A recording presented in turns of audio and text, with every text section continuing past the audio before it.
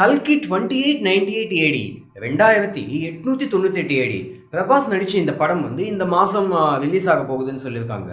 Actually அந்த படத்துக்கு முதல்ல சொன்ன பேர் வந்து ப்ராஜெக்ட் கே.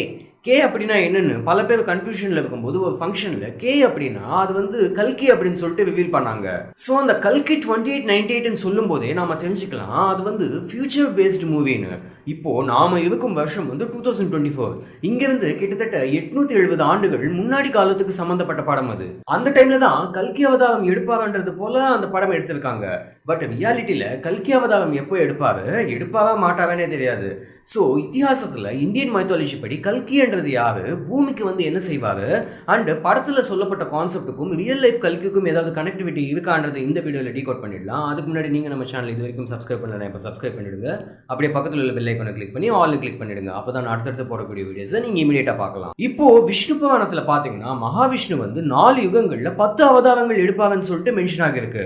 அதுல ஏற்கனவே 3 யுகங்கள் முடிஞ்சு போச்சு. அந்த 3 யுகங்கள்லயே 9 அவதாரங்களும் முடிஞ்சு போச்சு. ஃபார் எக்ஸாம்பிள் பரசுராம அவதாரம், ராம அவதாரம் அண்ட் கிருஷ்ண அவதாரம் இதெல்லாம் ஏற்கனவே முடிஞ்சு போன இன்கார்னேஷன்ஸ். கடைசியா கலியுகத்துல கல்கி அவதாரம் எடுப்பாங்கன்னு சொன்னாங்க.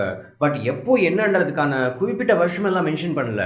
சோ கலியுகத்துல கல்கி அவதாரம் எடுத்து அந்த அநியாயங்கள் எல்லாம் அழிச்ச பிறகு அகைன் அந்த யுகங்களோட சைக்கிளிக் ஆர்டர் ரிப்பீட் ஆகும்ன்றதுதான் கணக்கு. இதுல சில கால்குலேஷன்ஸ் படி ஏற்கனவே கலியுகம் முடிஞ்சு போயிட்டதாகவும் அண்ட் 2025ல கலியுகம் முடிஞ்சு போக போவதாகவும் அண்ட் அந்த யுகங்களோட சைக்கிளிக் ஆர்டர் வந்து ரிவர்ஸ்ல ரிப்பீட் ஆகும்ன்றது போலயும் சில கால்குலேஷன் சொல்லியிருக்காங்க. அண்ட் அது வந்து சயின்டிபிக்கலாவும் மேட்ச் ஆகுது. அதை பத்தி ஏற்கனவே நான் ஒரு வீடியோல டீடைலா சொல்லியிருக்கேன். அந்த வீடியோ பார்க்காதவங்களுக்கு லிங்க் டிஸ்கிரிப்ஷன் பாக்ஸ்ல கிடைக்கும், செக் பண்ணி பாருங்க. சோ நியாயத்தை நிலைநாட்ட அநியாயங்கள் அழிக்க விஷ்ணு பகவான் கல்கி அவதாரம் எடுப்பாங்கன்னு சொல்லப்பட்டிருக்கு. இதுல எனக்கு வந்த ஒரு டவுட் என்னன்னா, இப்போ ஒவ்வொரு யுகத்திலையும் மினிமம் 2 அவதாரங்கள் எடுத்திருக்காரு. அப்படி இருக்கும்போது கலியுகத்துல மட்டும் எதுக்கு ஒரே ஒரு அவதாரம்? இப்படி ஒரு டவுட்டோ இல்ல கொஸ்டினோ யாருக்காவது வந்துதான்னு எனக்கு தெரியல. பட் எனக்கு வந்தது. அண்ட் இதுக்கான ஆன்சர் எதுவும் கிடையாது. பட் இதுக்கான ஆன்சர் இதுவா தான் இருக்கும்னு எனக்கு ஒன்று தோணுது. அது வந்து நான் வீடியோட கடைசியில சொல்லுவேன். சோ வேதங்களையும் புராணங்களையும் கல்கி பத்தி என்ன சொல்லியிருக்காங்கன்னா, இந்த உலகத்துல அநியாயங்கள் தாண்டவமாடி டாப் கீவ்ல போகும்போது பாவங்கள் மட்டுமே செய்யும் போது கல்கி பகவான் அவதாரம் எடுப்பாரு. ஃபார் எக்ஸாம்பிள் நேச்சர் அழிஞ்சு போகும், பூமி வத்தி போய் தண்ணியே கிடைக்காம போயிடும், மனுஷங்களுக்கு தர்மம் செய்யணும் நல்லது பண்ணணும் என்ற எண்ணமே இல்லாம போயிடும், நல்லவங்க வந்து கெட்டவங்களால அழிக்கப்படுவாங்க, மனித குலமே சுயநலத்தோட உச்சத்துக்கு போயிடும், நியாயம் தர்மம் நிற்கக்கூடியவங்க கஷ்டத்தை மட்டுமே சந்திப்பாங்க. சோ இப்படி அநியாயங்கள் மட்டுமே நிறைந்த இந்த உலகத்துல அப்படிப்பட்டவங்களை அழிச்சு நியாயத்தை நிலைநாட்ட கல்கி பகவான் அவதாரம் எடுத்து கலியுகத்தை முடிச்சு அகைன் அந்த யுகங்களோட சைக்கிளிக் ஆர்டரை கொண்டு வரணும்ன்றதுதான் கல்கி பகவானோட டாஸ்க். இந்த 9 அவதாரங்களையும் நாம கிளியரா நோட் பண்ணோம்னா ஒவ்வொரு அவதாரமும் அந்தந்த காலத்துக்கு ஏற்றது போல இருக்கும். இப்போ முதல் 2 அவதாரமான மச்ச அவதாரம், கூர்ம அவதாரம் பாத்தீங்கன்னா அது வந்து கடலுக்குள்ள எடுத்த அவதாரம். 3வது வந்து வராக அவதாரம், அது வந்து பிக் ஃபேஸ்ல எடுத்த அவதாரம். பிக்கு வந்து லேண்ட்ல உள்ள அனிமல், சோ தண்ணில இருந்து பூமிக்கு வந்துடுச்சு. அடுத்து 4வது வந்து நரசிம்ம அவதாரம், அது வந்து பாதி மனுஷன் பாதி மிருகம், சோ அனிமல் டு ஹியூமனுக்கு வந்துடுச்சு. அந்தந்த காலங்கள் மாறும்போது அந்த அவதாரங்களும் மாறிக்கிட்டே வந்தது. அடுத்து வாமன அவதாரத்துல சின்ன பையனா அவதாரம் எடுப்பாரு. அதுக்கு அடுத்து பரசுராம அவதாரம் வந்து உலகம் அறிந்த மகரிஷி. நெக்ஸ்ட் ராம அவதாரம், அதுல மனுஷன் எவ்வளவு கஷ்டப்படுவான்னு காட்டப்பட்டது. அண்ட் அந்த யுகத்தோட ஹை டெக்னாலஜி உள்ள ஆயுதம் வந்து பானங்கள். 8வது வந்து பலராம அவதாரம், அதுல ஒரு அண்ணன் வந்து தம்பிக்கு எவ்வளவு சப்போர்ட் இருப்பான்னு காட்டப்படுது. அண்ட் 9வது இன்கார்னேஷன் வந்து கிருஷ்ண அவதாரம், அதுல இந்த சொத்துக்கள், ஆடம்பரங்கள், அதிகாரங்கள் இது மேல ஒரு மனுஷனுக்கு எவ்வளவு இன்வால்வ்மெண்ட் வருது, அதுக்காக சொந்தக்காரங்களையே எதிரியா பார்க்கும் அளவு கூட போவான்னு காட்டப்படுது. சோ அந்தந்த காலத்துக்கு ஏற்ற அமைப்புகளும் டெக்னாலஜியும் தான் போன 9 அவதாரங்களையும் நடந்திருக்கு. அதுவே கல்கியை பத்தி வேதங்களையும் புராணங்களையும் என்ன மென்ஷன் செய்யப்பட்டிருக்குன்னா, கல்கி வந்து டெக்னாலஜியை யூஸ் பண்ணி தான் நியாயத்தை நிலைநாட்டுவாராம். அதாவது இந்த நவீன காலத்தோட டெக்னாலஜி இருக்கு பாத்தீங்களா, அதோட யூசேஜ் மூலமா தான் கல்கி வந்து அநியாயங்களை அழிப்பாராம். உடனே நாம என்ன நினைப்போம், கல்கினாலே குதிரையில வந்து கத்தியை வச்சுதானே வதம் செய்வாங்க அப்படின்னு. ஆனா உலகமே அட்வான்ஸ் டெக்னாலஜில போய்கிட்டு இருக்கும்போது கல்கி மட்டும் கத்தியை கொண்டு வரதெல்லாம் லாஜிக்கே இல்லாத ஒண்ணு. கல்கியோட மைண்ட்ல என்ன போகும்னா, நீங்க மட்டும் அட்வான்ஸ் டெக்னாலஜி யூஸ் பண்ணலாம், உங்களையும் டெக்னாலஜியும் உருவாக்கணும்னா பழைய காலத்து கத்தியை கொண்டு வரணுமான்னு தான் யோசிப்பாரு. சோ ஃபன் அப்படி சைட்ல வச்சுட்டு ரியாலிட்டிக்கு வந்தோம்னா, கல்கி வந்து டெக்னாலஜி பேஸ்ட் ஆயுதங்களை யூஸ் பண்ணி தான் அநியாயங்கள் அழிப்பாங்கன்னு சொல்லிட்டு புராணங்கள்ல மென்ஷன் செய்யப்பட்டிருக்கு. அதுக்காக நவீன ஆயுதங்கள்னு குறிப்பிட்டிருக்க மாட்டாங்க. மாட்டாங்க, அந்தந்த காலத்துக்கு ஏற்ற ஆயுதங்கள்னு மென்ஷன் செஞ்சிருப்பாங்க. எந்த காலத்துக்கு? மூவி படி 2898 ஏடியில் இல்லைன்னா ரியாலிட்டி படி கல்கி அவதாரம் எடுக்கும் அந்த சமயத்தில் இந்த சிவஞ்சீவிகள்னு சொல்லுவாங்க இல்லையா, அதாவது சாவே இல்லாமல் இன்னும் கூட இந்த உலகத்தில் மறைமுகமாக வாழ்ந்துகிட்டு இருக்காங்கன்னு சொல்லிட்டு சில கேரக்டர்ஸ் இத்தியாசத்தில் இருக்காங்க. For example Ashwatthama. இந்த அஸ்வத்தாமா வந்து சாபம் ஒன்று வாங்கிட்டு மரணமே இல்லாமல் போயிடுச்சுன்னு இத்தியாசம் இருக்கு. ஸோ அஸ்வத்தாமா இன்னும் கூட நிஜத்தில் வாழ்ந்துகிட்டு இருக்காங்கன்னு சொல்லிட்டு கதைகள் இருக்கு. அண்ட் நான் வந்து அஸ்வத்தாமாவை பார்த்தேன்டா, இந்த கோவிலுக்கு வந்து சிவ பூஜை பண்ணுவாங்கன்னு சொல்லக்கூடியவங்களும் இருக்காங்க. அந்த அஸ்வத்தாமா இந்தியாவில் எந்த பகுதியில் இருக்காரு அண்ட் என்ன செஞ்சுக்கிட்டு இருக்காருன்னு நான் ஏற்கனவே ஒரு வீடியோவில் சொல்லியிருக்கேன். அந்த வீடியோ பார்க்காதவங்களுக்கு லிங்க் டிஸ்கிரிப்ஷன் பாக்ஸில் கிடைக்கும், செக் பண்ணி பாருங்க. இன்னைக்கு கூட அழிவன்றதே இல்லாமல் உலகத்தில் அங்கங்கே வாழ்ந்துகிட்டு இருக்கும் 7 சிவஞ்சீவிகளை கல்கி வந்து தேடி கண்டுபிடிச்சி அவங்க எல்லாரையும் ஒன்று சேர்த்து அவங்களோட சேர்ந்து தான் கலியுகத்தில் நடக்கும் அநியாயங்களை அழிப்பாராம். அந்த 7 சிவஞ்சீவிகள் யாருன்னு பார்த்தீங்கன்னா வியாச மகரிஷி, பரசுராமன், மகாபலி. இந்த வாமன அவதாரத்தில் பார்த்தீங்கன்னா மகாவிஷ்ணு வந்து மகாபலியோட தலையில கால் வச்சு பூமிக்குள்ள தள்ளி விட்டுடுவாரு. அதனால மகாபலி வந்து பாதாள லோகத்துக்கு போயிடுவான்.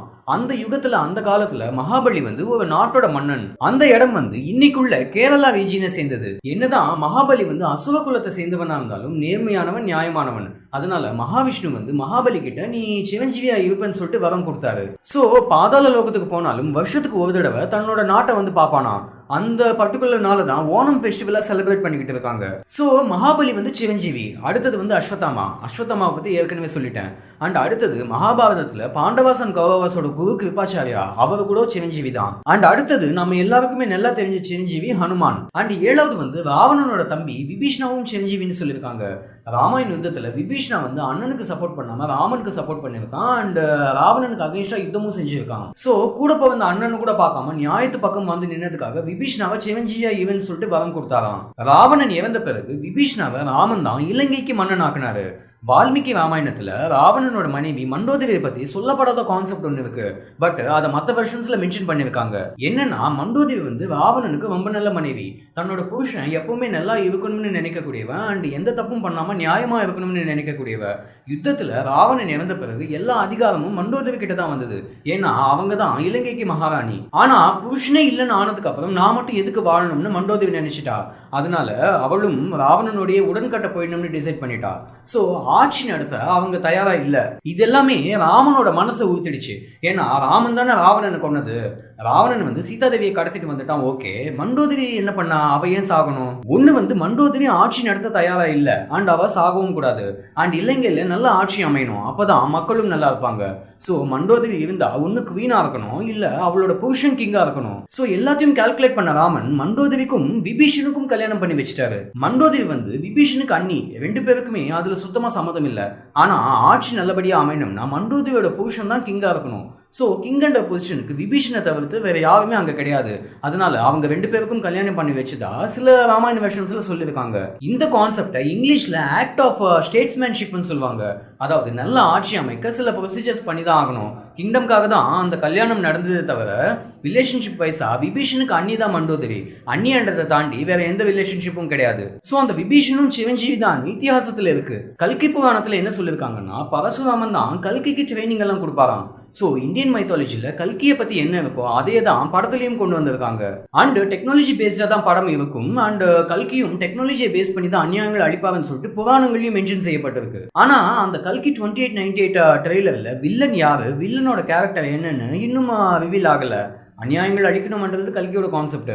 பட் படம்னு வரும்போது அங்கே வில்லன் இருக்கணும் இல்லையா? சின்ன சின்ன கான்செப்டை குத்து மதிப்பாக காட்டியிருக்காங்க. பட் வில்லனோட கேரக்டர் என்னன்னு இன்னும் தெரியல. ஸோ இதெல்லாம் தான் கல்கி 2898 AD மூவி பற்றின சின்ன விளக்கம். ஆக்சுவல் கான்செப்ட் என்னன்னு படம் வந்த பிறகு தான் தெரிஞ்சுக்க முடியும். அண்ட் கலியுகத்தில் எதுக்கு ஒரே ஒரு அவதாரம் என்ற கேள்விக்கு எனக்கு தோணுன பதில் என்னன்னா, எனக்கு தோணுன பதில் மட்டும்தான் 10ன்னு சொன்னாதான் நம்மளால ஞாபகம் வச்சுக்க முடியும். 11, 12, 13ன்னு சொன்னா அது நம்ம மைண்ட்ல நிக்காது. 11வது, 12வது, 13வது அவதாரம் மேபி இருக்கலாம், இல்லைன்னா கான்செப்ட் படி 10ஓட கூட முடியலாம். ஸோ என்னை பொறுத்த வரைக்கும் கல்கி என்ற கேரக்டர் வந்து இதெல்லாம் இப்படியெல்லாம் நடந்தது, அதனால இதெல்லாம் இப்படியெல்லாம் நடக்கும்னு யூகிக்கப்பட்ட கண்டென்ட்டை புராணங்கள்ல இருக்கு, இல்லைன்னு சொல்லல, உண்மையா கூட இருக்கலாம். ஆனா உண்மையிலேயே இதெல்லாம் நடக்குமா, கல்கி குதிரையில வந்துடுவாரான்னு நீங்களோ நானோ இல்ல இந்த ஜெனரேஷன்காரங்களோ கன்ஃபார்ம் பண்ணி சொல்லவே முடியாது. ஏன்னா நம்மளோட காலத்துல கண்டிப்பா நடக்க போறது இல்ல.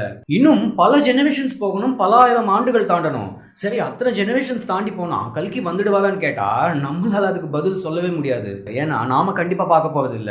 இன்னும் 100-150 ஜெனரேஷன்ஸ் வந்தாலும் கல்கி கான்செப்ட் நடக்குமான்னு கன்ஃபார்ம் பண்ண முடியாது.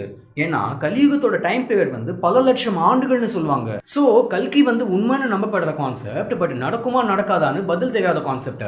சோ இதெல்லாம் தான் கல்கிக்கு சம்பந்தப்பட்ட விஷயங்கள். கண்டிப்பா உங்களுக்கு இன்ஃபர்மேட்டிவா இருக்கும்னு தோணுது. அண்ட் இந்த கல்கி கான்செப்ட் மேல இன்ட்ரெஸ்டான உங்க ஃப்ரெண்ட்ஸ்க்கு இந்த வீடியோவை ஷேர் பண்ணுங்க. அப்படி நம்ம சேனலை சப்ஸ்கிரைப் பண்ணிடுங்க. மீண்டும் அடுத்த வித்தியாசமான வீடியோவில் சந்திக்கலாம். அண்டில் தென் பாய்.